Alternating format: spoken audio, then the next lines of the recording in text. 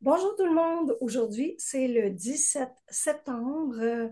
C'est la deuxième journée de la World Childless Week qui est consacrée au thème suivant. Donc, les personnes de couleur sans enfants par circonstance. J'aimerais vous décrire le descriptif, vous lire le descriptif qui présente cette journée. Et après, je vous présente mon invité. Donc, avez-vous le sentiment que des pressions supplémentaires s'exercent sur vous en tant que personne de couleur sans enfant? Ressentez-vous des pressions familiales, culturelles ou religieuses en lien avec votre statut de femme sans enfant par circonstance? Avez-vous été confronté à des préjugés raciaux, de la discrimination ainsi qu'à des jugements? Quelles problématiques sociétales rencontrez-vous dans votre quotidien? Et qu'est-ce qui mérite d'être nommé au grand jour, exposé ou débattu? Alors, je suis Catherine Emmanuelle Delille, créatrice de femmesansenfants.com, ambassadrice de la World Childless Week, et je suis heureuse aujourd'hui d'inviter mon amie Fatima Adamou. Bonjour Fatima. Bonjour Catherine Emmanuel. Donc, Fatima vient discuter avec moi de cette thématique. Et je vous présente un petit peu, là, je vous explique qui est Fatima. Donc, Fatima vit en France, c'est une femme sans enfant par circonstance célibataire, elle est une écrivaine passionnée par l'histoire et la théologie de sa religion, qui est l'islam. Elle est aussi l'auteur du blog Discussions essentielles, Comprendre pour avancer. C'est beau, qui a été créé en 2020. En 2015, elle lance et co-organise à l'Université SOAS en Angleterre une conférence sur les célibataires sans enfants d'un point de vue islamique. Alors, c'est pour toutes ces belles raisons, créations, initiatives que j'ai eu envie de discuter de cette thématique-là, des personnes de couleur sans enfants par circonstance aujourd'hui. Puis, alors, Fatima, quand je lisais là, le descriptif de la journée, j'ai envie de te demander qu'est-ce qui a résonné en toi, qu'est-ce qui t'est est monté en tête spontanément en lien avec ce que les personnes de couleur peuvent vivre, les femmes sans enfants par circonstance de couleur. D'accord. Alors déjà, je tiens à préciser que je vais parler en tant que femme de couleur, mais noire, hein, Oui. parce que les femmes de couleur sont diverses. Je ne pourrais pas donc parler de la vie des personnes indiennes ou nord-africaines, mais plus particulièrement de femmes noires, donc célibataires moi-même, sans enfants. Donc effectivement, quand j'ai lu, d'ailleurs aussi également l'intitulé, je me suis dit, ben super, c'est génial, on va pouvoir parler de nous, parce qu'effectivement, il y a des particularités, il y a des particularités, des pressions supplémentaires dont j'avais envie de discuter, de faire savoir, et de faire savoir également aux personnes thérapeutes, hein, psychologues, euh, qui travaillent un peu comme toi et qui Mhm. soutiennent donc des personnes sans enfants par circonstance et qui ont besoin d'outils aussi pour mieux appréhender enfin euh, les aides, le soutien aux personnes sans enfants de couleur. Donc voilà Oui, ce les qui m'a accompagner avec une meilleure compréhension, hein? C'est ça exactement, l'objectif. c'est Ouais. ça, c'est exactement ça. D'où ma joie de participer donc à cette Mhm. discussion. Super. Alors, dis-nous, c'est quoi les enjeux qui seraient différents pour les femmes sans enfants de couleur? En fait, tu vas sûrement parler de toi, de ton expérience Mhm. pour une femme sans enfants noire. D'accord. Alors, ce qui peut être les enjeux, c'est vraiment les enjeux familiaux, culturels. Mhm. Donc, moi-même, si je parle de mon expérience, donc je suis née en France, de Oui. parents donc d'origine des Comores, des pays, les îles de l'océan Indien. Et bon, il y a des cultures, il y a des traditions, et disons qu'il y a le poids, donc justement, de ces traditions qui pèsent sur moi, et puis toutes les personnes également d'origine comorienne. Mais je partage également ces pressions avec d'autres personnes afrodescendantes, comme Mhm. ça que je vais lui nommer. Oui. C'est-à-dire que les parents ou même les arrière-grands-parents ont des attentes qui viennent du pays d'origine, c'est-à-dire une femme doit être mariée à un certain âge et avoir des enfants. Donc, Mhm. quand on atteint en général 30 ans, même avant 30 ans, quand on n'est pas marié, déjà, c'est un problème. Il y a des inquiétudes qui surgissent. Ils vont nous mettre une pression. Donc, la famille va mettre un petit peu la pression en nous disant, bon, bah voilà, tu vas avoir tel âge, tu as plus de 25 ans, tu n'es toujours pas marié, il faut te marier, il faut avoir des enfants, etc. Donc, plus on avance son âge, et plus la pression croît. Et ensuite, elle peut redescendre dans certaines communautés une fois qu'on a atteint un âge, on va dire, de péremption. Donc, dans certaines communautés, Mhm. ça peut être 28 ans, d'autres 30, 35. Ou alors, on va quand même nous mettre la pression pour sauver l'honneur. Parce qu'il y a cette pression-là, en tout cas familiale, où OK. faut quand même. Ah, c'est comme l'honneur, sauver la face de la famille. Mhm, c'est ça. La famille, voilà, il y a ce code d'honneur, on va dire, qui existe, où une famille respectable a ses enfants, hein, hommes et femmes hein, d'ailleurs, sont mariés et ont des enfants. En tout cas, mariés, des enfants, c'est sûr, oui, il faudrait qu'il y en ait. Oui, donc il y a cette pression vraiment familiale qui existe, qui est due justement à la culture, hein, les traditions du pays d'origine. Mhm. Donc, c'est la difficulté qu'on peut rencontrer et que j'ai rencontrée, oui, moi-même. Oui, toi, tu l'as vécu. Oui, oui, oui, oui, oui, très jeune, je veux dire, bon, ça a commencé après 20 ans, hein, peut-être à 22 ans, on commence à m'expliquer, ce serait bien d'être marié. Donc, on revient, il n'y a pas que les parents hein, qui vous le demandent, il y a aussi les amis de la famille qui viennent, qui essaient un petit peu de vous faire comprendre que ce serait bien d'être marié, il faut avoir des enfants. Donc, vraiment, les pressions sont un peu de tout le monde dans le cercle familial et un peu au-delà. Mhm. Est-ce que tu dirais que ces pressions-là se transfèrent jusqu'à dans la sphère médiatique pour les femmes noires?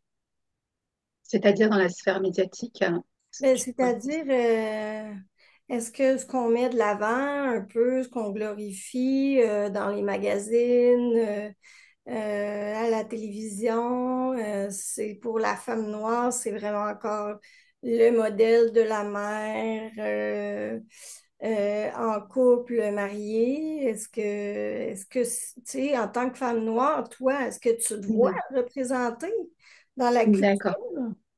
Alors oui, on va dire dans le cercle, parce que bon, comme je suis née en France, j'ai grandi en France, c'est là où je suis.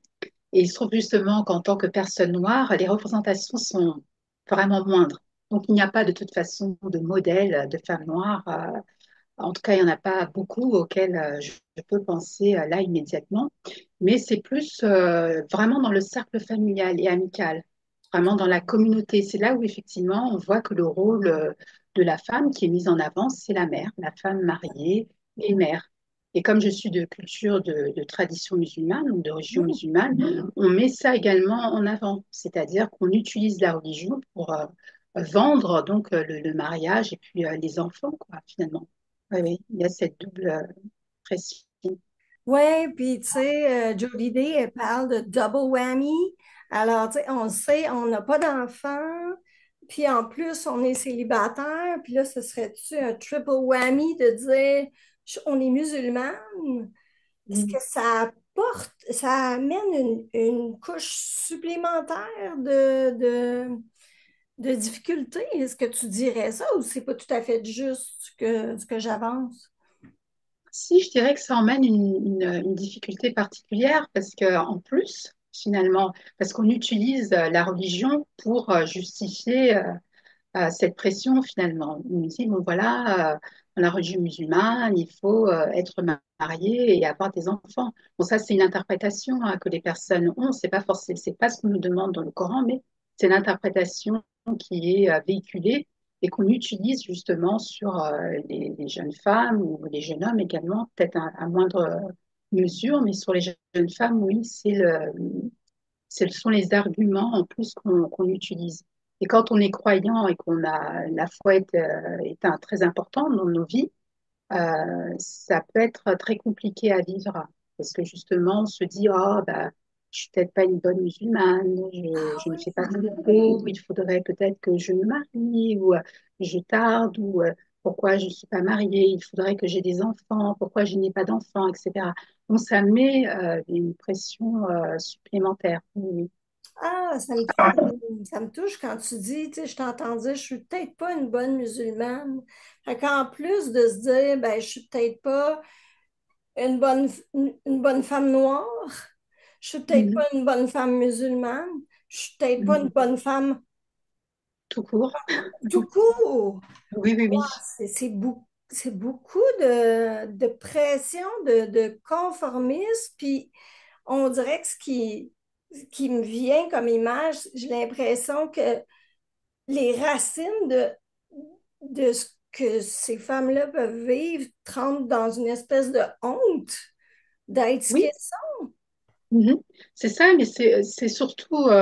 Alors, tout va dépendre des femmes, hein. Il y a certaines qui vont quand même le vivre bien, entre guillemets.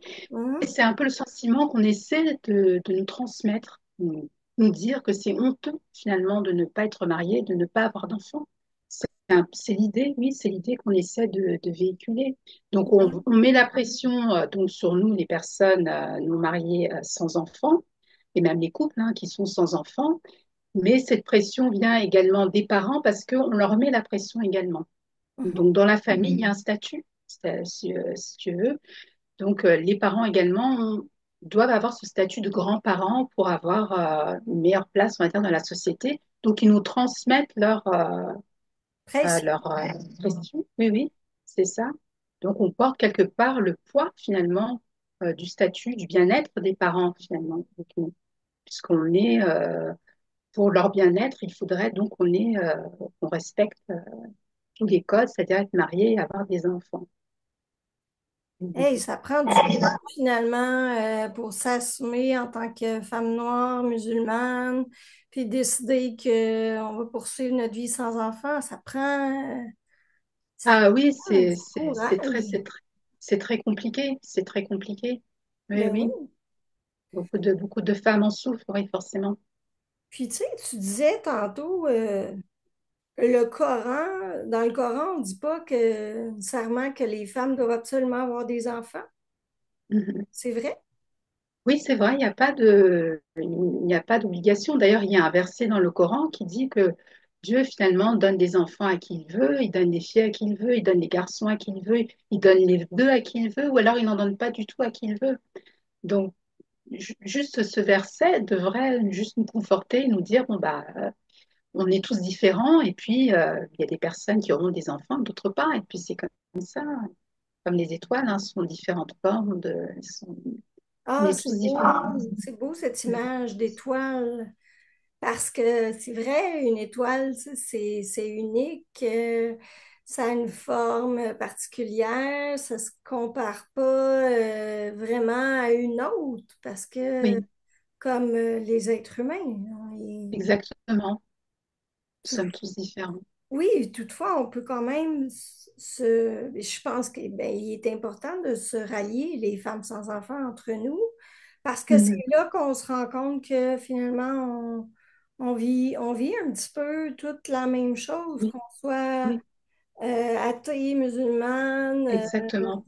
quelle que soit notre couleur de peau, Oui, il y a ces pressions-là qui sont là. Puis, tu sais, on a entendu ces derniers jours là, parler c'est dans la politique américaine, là, ce qui est oui, ressorti, c'est qu'on est des oui, puis ça te fait sourire, mais c'est un, je pense, un sourire oui. qui baigne dans l'ironie, l'étonnement, Mhm. puis tu sais, on a tous été abasourdis d'entendre les Mhm. mots Oui, c'est miserable, ridicule. childless cat lady, tu sais, Mhm.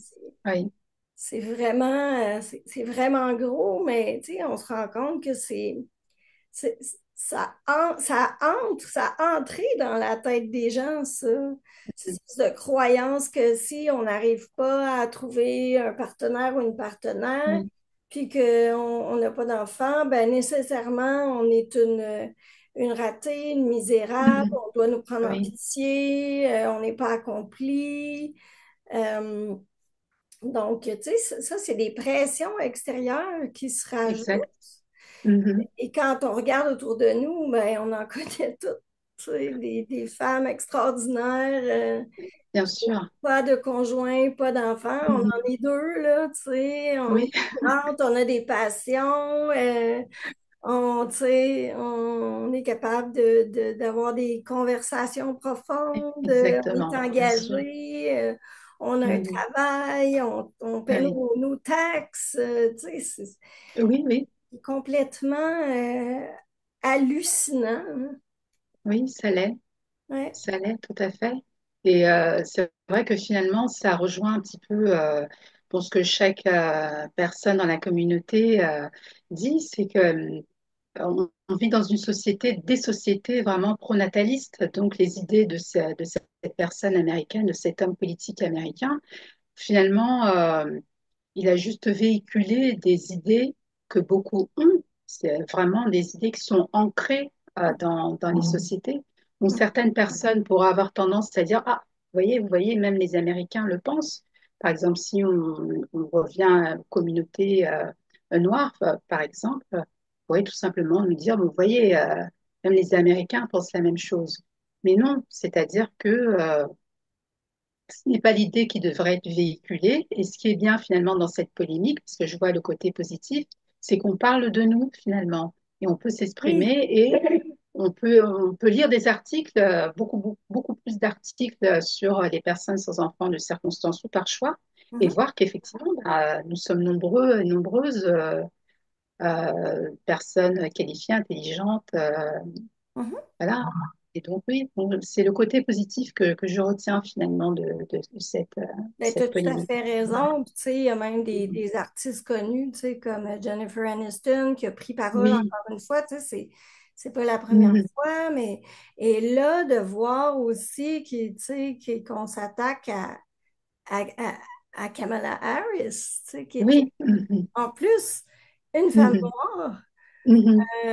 Donc, tu sais, je sais pas si toi, ça t'a percuté particulièrement, là, mais tu sais, Oui, disons que moi, ce que je retiens, bon, déjà, elle est noire, donc je m'attends pas beaucoup à on va dire, des commentaires très positifs. Mais je me dis simplement qu'on avance. C'est parce qu'on avance justement que les critiques abondent. Et là, c'est la même chose pour les personnes sans enfants. Plus on avancera, plus on sera visible, et plus il y aura de critiques, plus les critiques seront féroces. Donc, quelque part, je dis c'est bon signe. Si c'est féroce, c'est qu'on arrive, on est visible, et ça remet aussi en question certaines idées. Et c'est pour ça que les commentaires sont durs. ben oui, ça remet en question l'ordre établi. C'est ça Mhm. qui dérange, hein. Exactement, C'est pas le modèle traditionnel américain auquel on est habitué, tu sais, exactement, ouais. Donc, exactement. dis-moi, en terminant, dans le monde du travail, est-ce que tu vis, tu as ressenti un certain racisme, une certaine difficulté en lien avec ton statut de femme célibataire, noire et sans enfant? Non, j'ai pas nécessairement vécu du racisme par rapport à ce sujet-là, par rapport à mon statut de personne célibataire sans enfant. Je l'ai plutôt ressenti, alors je dirais pas que c'était du racisme, peut-être un petit peu, dans des préjugés, quand Hmm, j'étais beaucoup plus jeune, OK. peut-être à l'université, où on s'attendait vraiment, parce que je suis noire et musulmane, à ce que je me marie très tôt et que j'ai des enfants très tôt. Donc ça, c'est l'idée qui circulait. Ah, Fatima, de toute façon, on sait qu'elle sera mariée très vite, puis elle aura des enfants. Donc ça, c'est l'idée. Voilà, je suis Ouais, musulmane, c'est ça. voilà, c'est comme ça, c'est normal. Puis Mhm. dans ta religion, tu trouves ta place en tant que femme sans enfant? Non, c'est compliqué de trouver vraiment. Enfin, moi-même, je le vis bien parce que bon, je mène mes recherches. On va dire que j'ai des connaissances sur ma religion, donc ça peut aller. Par contre, quand je rencontre d'autres personnes de la même communauté, mais qui ne partagent pas, donc qui n'ont pas nécessairement ces connaissances-là sur la situation des personnes sans enfants, qui ne savent pas que le mariage et avoir des enfants est une obligation, là, ça peut être difficile, vraiment compliqué dans les discussions, parce qu'on va toujours revenir et alors, pas marié, et alors, il faut des enfants, et alors, et tes parents, tu penses pas à tes parents, toujours cette pression. Mhm. Oui, c'est de la culpabilisation même, hein? Ça sonne comme ça. C'est ça. Tu pensais à l'impact sur Oui, tes parents, oui, comme si c'est c'était ça. quelque chose qui n'avait pas été réfléchi ou ouais, C'est ça. Mhm. Oui, c'est vraiment de la pression de te conformer. oui, oui, oui, oui, C'est c'est ça que ça. je C'est retiens. le mot. C'est le mot, la pression de conformisme. Oui, oui, c'est ça. Ouais. Exactement. Ben, en tout cas, je te remercie d'avoir pris quelques minutes de ton temps pour venir Merci beaucoup à toi. discuter. Merci. Ben, ça m'a fait plaisir de discuter avec nous aujourd'hui. Et Merci beaucoup. écoutez, chers amis, si vous avez apprécié cette rencontre avec Fatima, vous pouvez suivre le travail super intéressant de Fatima sur les réseaux sociaux.